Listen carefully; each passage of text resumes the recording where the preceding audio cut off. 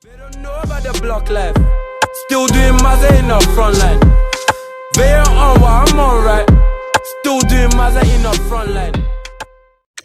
Hi guys, welcome back to my channel, and in today's video I'm going to be doing an unboxing of the iPhone 11. Now, I'm not going to lie to you guys, this probably has to be the most expensive purchase of my entire 25 years of life. But I've had the iPhone 6 for, I don't know, since Kingdom Come. So I definitely deserved this purchase. Now, I don't know why they say that the iPhone 11 is a budget purchase, because that is a lie. So first things first, if you didn't purchase the iPhone 11 for the sake of being able to have a 2-camera setup, then why did you buy one? Now, this is my first time purchasing an actual iPhone that isn't secondhand. I've never had one that came with the box, so this is quite exciting for me. And it comes with a sign that says Made in California, which probably just means that it's legit. And it also comes with a pamphlet leaflet, which is really helpful with just, I don't know, additional information, I guess. Now, if you're like me and you've come from a really old iPhone, then you're going to need to know that the iPhone 11 takes a nano SIM, so you're going to need to probably change your SIM. But I love the fact that it comes with that pin thing to help you open the SIM thing. It came with these Apple stickers. Don't know what the hell I'm meant to do with those, but thanks, I guess. And it also came with headphones and a charger. So this is the moment when I realized that Apple played the hell out of me, because here I was thinking that I'd be getting AirPods in this box, but instead I ended up with basic headphones, which means if you want AirPods, you're gonna have to spend what, an extra £100-200 or whatever. So make sure you purchase those if you want AirPods. And also, they don't provide you with a fast charger, just a basic charger, which means your phone's going to be charging just as slow as it probably took you to charge an iPhone 6.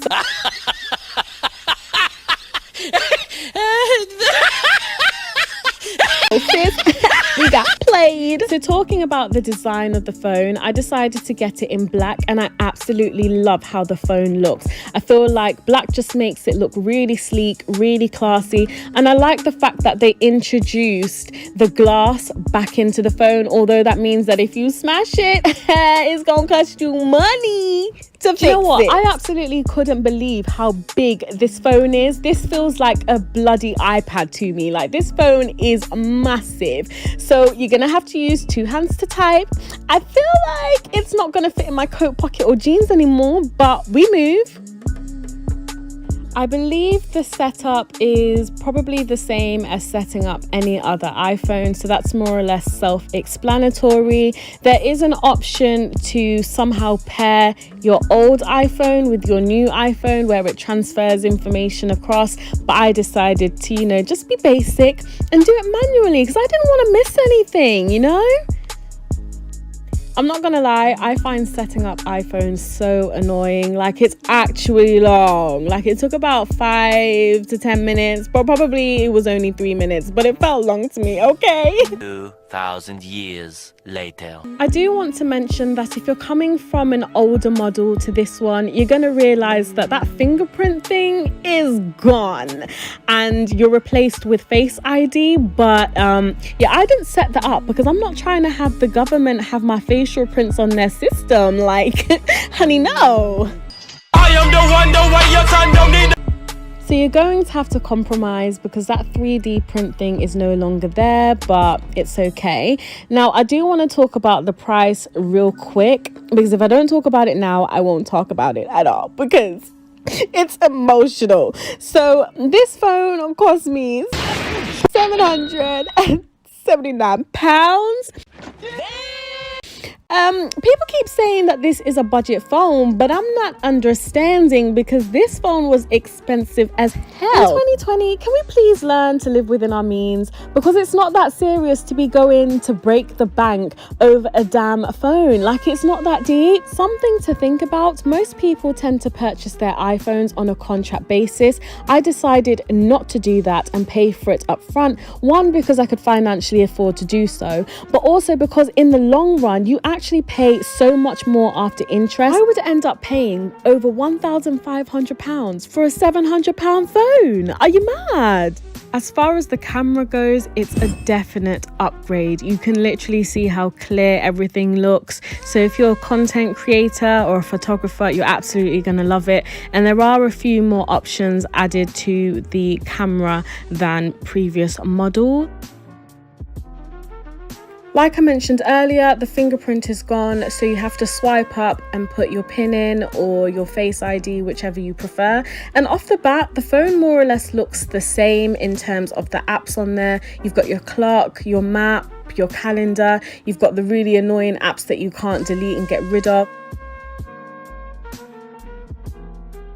I've got my own apps on there because I restored my backup on there. So all my information has been downloaded from the cloud, which just makes it a lot more easier to have all your information on your phone. One of the differences I did notice is that when you hold down the app, you do get some more options on there. So you can see that in the demonstration. And also another change that I really wanted that I couldn't get with my iPhone 6 because it was an old model is the dark mode. And I just think the dark mode looks beautiful. I'll keep it on dark mode all the time, I'm not gonna lie. And you can see there are some adjustments to some of the apps with that feature.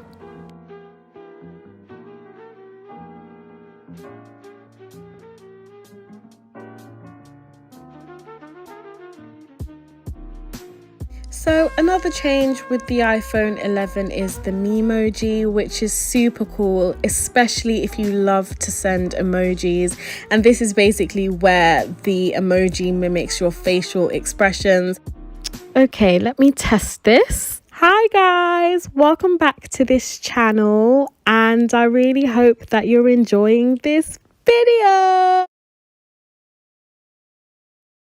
Moving on swiftly, so the difference with this phone is that you have to swipe from the left and the right hand side to get your notifications and your Wi-Fi settings and all of that jazz. Now it took me a while to realize, but this model does not have a headphone jack. The headphones that you get in the box has the same kind of jack similar to your charger cable. So what that means is you can't charge your phone and listen to music at the same time.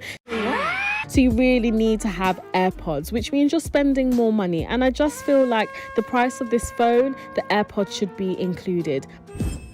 It's safe to say that Apple will do anything and everything to make sure you spend more money than you intend to. But the real question here is this phone worth it? I think if you're a content creator, a photographer, someone who's in a corporate company or has your own business, then yeah, this phone would probably be for you. But if you're just going to be sending messages, going on WhatsApp, Instagram, Snapchat, then you don't really need to upgrade unless you want the camera quality, because the apps in itself more or less are the same. However, there's nothing wrong with going for an upgrade if you can afford it. So if it's in your budget, go ahead, purchase this phone. I'll leave it up to you to decide whether this phone is for you, and I'll see you in my next video. Ciao!